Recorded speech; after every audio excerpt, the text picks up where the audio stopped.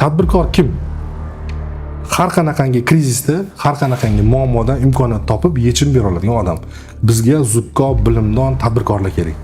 Salohiyatni ishlatsa tilla, ishlata olmasa tosh deydi. Afsuski, gulla ekmasak o't chiqadi. Juda ko'p salohiyatdan uni his qilmagan, foydalana olmayotganlar bor. Endi o'zingizni kuzatuvlaringiz, qaysi ishlatilmagan salohiyatlarimiz borki, bugun jamiyatda, millatda yoshlarimiz balki uni e'tibori tushmadimi yoki ko'ra olmayaptimi, his qila olmayaptimi, nimaga e'tibor ko'proq qaratishimiz kerak, millat o'laroq, jamiyat o'laroq. Hasan aka, biz davlatimiz rahbarining nutqlariga e'tibor bersak, bir oxirgi vaqtlarda juda ko'p e'tibor beribdilar brend degan so'zga. Biz brend yaratuvchi millatga aylanishimiz kerak. Nima degani brend? Bizga katta korxonalar, katta zavodlar, katta loyihalar ular ham kerak. Lekin inson qo'li bilan yaratilgan san'at asarini dunyoga brend qilib chiqadigan mamlakatga aylanishimiz kerak. Iste'molchi davlatdan yaratuvchan yangilik qiladigan mamlakatga aylanishimiz kerak. Uning uchun biz nima qilishimiz kerak? Qaynab turgan qozonga borib o'zimiz tashlashimiz kerak. Nima degani qaynab turgan qozon? Qaynab turgan qozon dunyoning eng yaratuvchan, eng iqtisodiy gurkuragan, eng innovatsion mamlakatlari. Koreyani misolni olaylik. 90-yillarda qashshoq kambag'al mamlakat bo'lgan.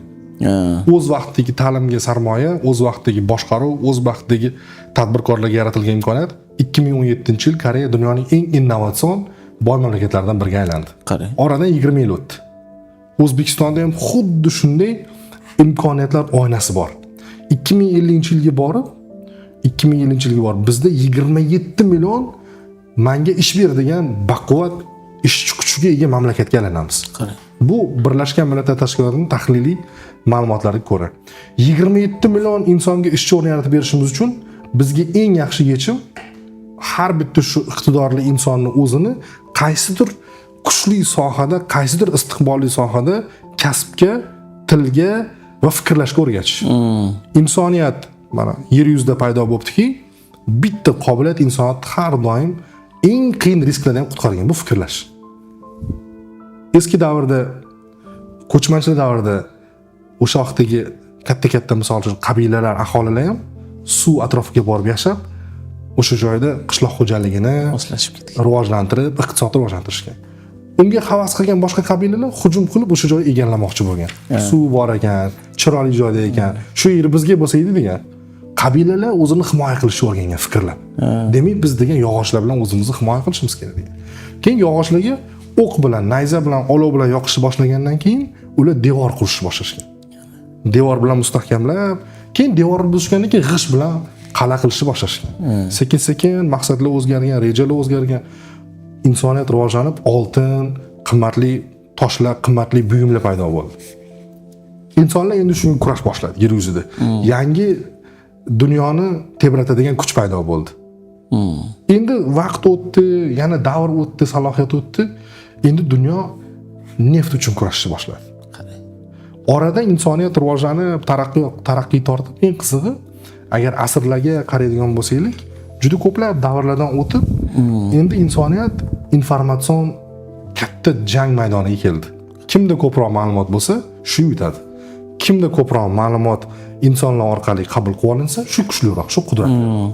Endi O'zbekistonni qanday qilib biz shunaqa mamlakatlar safiga olib chiqamiz degan savolga prezidentimiz yoshlar bilan uchrashuvda aniq javob berdilarki, biz avvalambor farzandlarimizga bilim berish, xorijiy tillarni o'rgatish, zamonaviy kasbni o'rgatish va o'qitish va fikrlashni o'rgatishimiz kerak dedilar. Bunda olib qaraganda STEM, Science, Technology, Engineering, Math. Oxirgi texnologiyasi STEAM, Science, Technology, Reading, Arts and Math. Ya'ni STEAM texnologiyasini qilsaylik, bizning bolalarimiz dunyoda raqobatbardosh bo'lib yetishadi. O'shanda boyagi qaynab turgan qozon dunyoning markazlari bor. Kremniy vodiysi, Xitoydagi misol uchun Shenzhen bo'lishi mumkin, yoki Yevropadagi London bo'lishi mumkin, yoki misol uchun aytaylik yana boshqa bir qit'alardagi mana hozir yaqin misol uchun Sharqda MENA regionda Middle East and Northern Africa, ya'ni O'rta Sharq va Janubiy Afrika qismidagi mamlakatlar, asosan Saudiya Arabistoni, Qatar, Birlashgan Arab Amirliklari juda katta ilmga pul tikishni boshladi. Nima uchun? Ular bilyapti, kelajak ilm bilan bog'liq. Katta ta'lim shaharchalari quryapti. Xuddi shunday O'zbekiston ham bu chaqiriqni tushungan holda prezident maktablari, ixtisoslashgan maktablar, yangi universitetlar, oddiy universitetlar misoliga qaraydigan bo'lsak, 200 dan oshib ketdi universitetlarning soni. Xorijiy universitetlarning soni ham oshib ketdi O'zbekistonda. Nima uchun? Talab bor. Yoshlar intilyapti. Bilimga qarab, boyga o'rganishga qarab boryapti. Mamlakatning endi eng muhim vazifasi mana shunday iqtidorli yoshlarni imkoniyatlarini, ularni salohiyatini ro'yobga chiqarish. Salohiyatni ro'yobga chiqarish endi 3-bosqich. Biz topdik, tizim yaratib berdik yoshlarga. Ular kelib tizimdan foydalanib o'qidi, ilm oldi, rivojlandi. Endi bu ilmini tatbiq qilish uchun maydon kerak ularga. Mana endi 3-bosqichga keldik.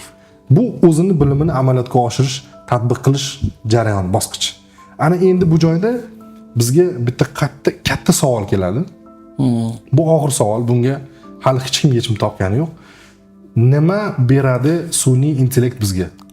Qanday xavf yoki qanday imkoniyat? Butun dunyo hozir shuni o'ylayapti.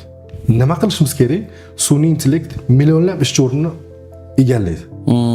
Biz bu ishsiz qolgan odamlarni qanday qilib misol uchun reskilling, re-education, retraining qilamiz. Ya'ni ularga qanday qilib yangidan ta'lim beramiz?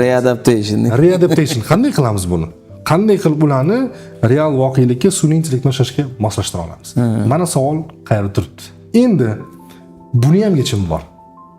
Buni yechimi sizga bog'liq, to'g'ridan-to'g'ri. Qarang. Yana o'sha muammo insoniyatni asrlar davomida qutqargan bitta fazilat fikrlashimiz kerak.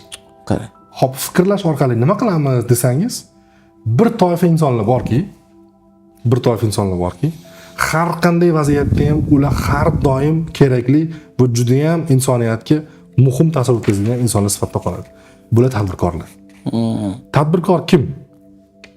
Har qanaqangi krizisda, har qanaqangi muammodan imkoniyat topib yechim bera oladigan odam. Bizga zukko, bilimdon tadbirkorlar kerak.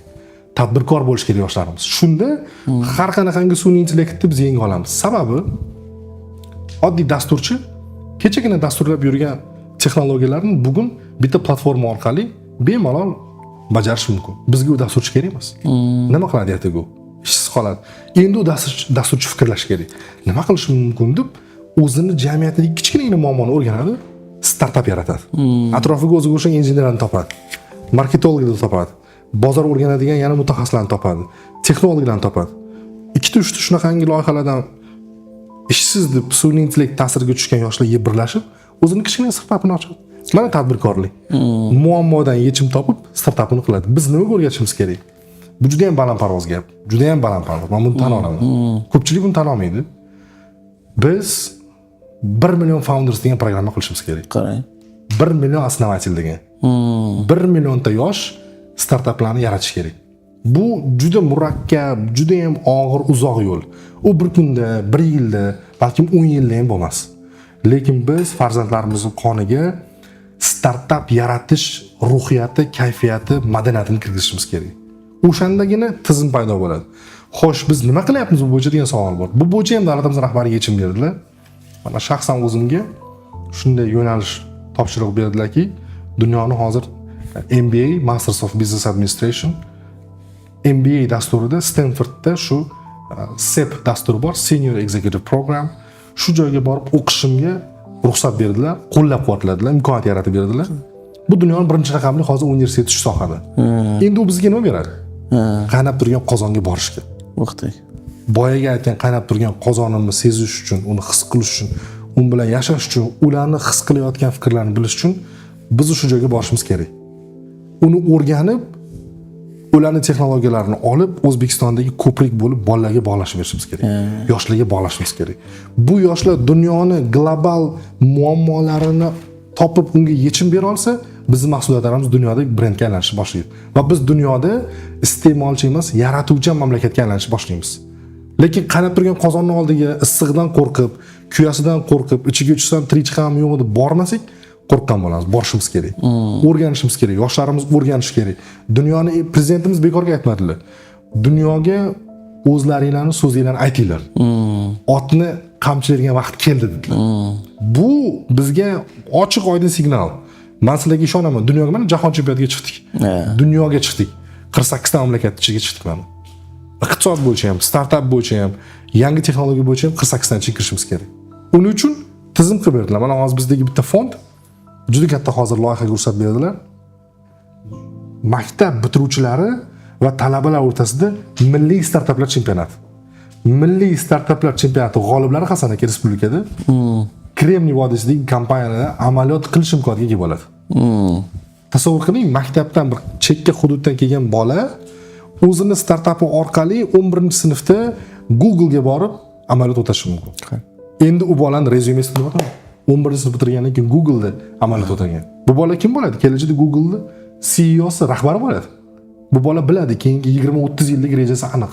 U dunyoni boshqaradigan kompaniyalarda O'zbekistonning manfaatlarini himoya qilish kerak. Mana shu bola ko'prik bo'ladi bizga o'sha yerdagi katta korporatsiyalar bilan. Biz O'zbekiston yoshlarini dunyo darajasida fikrlashga o'rgatmoqchi bo'lsak, yana bir marta aytaman. Til o'rgatishimiz, zamonaviy kasb o'rgatishimiz, ikkinchisi, uchinchisi kitob o'qitish va fikrlashimiz kerak. Mana shu 3 ta juda muhim masala davlatimiz rahbari tomonidan qattiq ilgari surilgan. Albatta bularning hammasini yig'indisi vatanni sevish. Vatanini ulug'lash, vatanini rivojlantirishga xizmat qiladigan eng muhim omillar. Mana shu narsalar O'zbekistonni aytib o'tganingizdek rivojlantiradigan, yo'nalish beradigan soha sifatida men ajoyib shu sohada ko'raman. Siz bu fikrlaringizda kamda unga yaqin savollar odam hayoldan o'tdi. Biza 18-20 yoshimizda biznes boshqaruv fakultetida o'qiganmiz ham shu gaplarni eshitib singani balki bugun hosillik beryapti, hosillik kiryapti degan fikr va xayollar o'tdi. Think globally, act locally. This is a factor of success. Думай глобально, действуй локально. Вот это фактор успеха. Dunyoni salohiyati bilan o'ylagin va o'zingda tatbiq qilgin, muvaffaqiyat omili bo'ladi deyishgan. Haqiqatdan ham mana hozir yana hurmatda isbotini topamiz.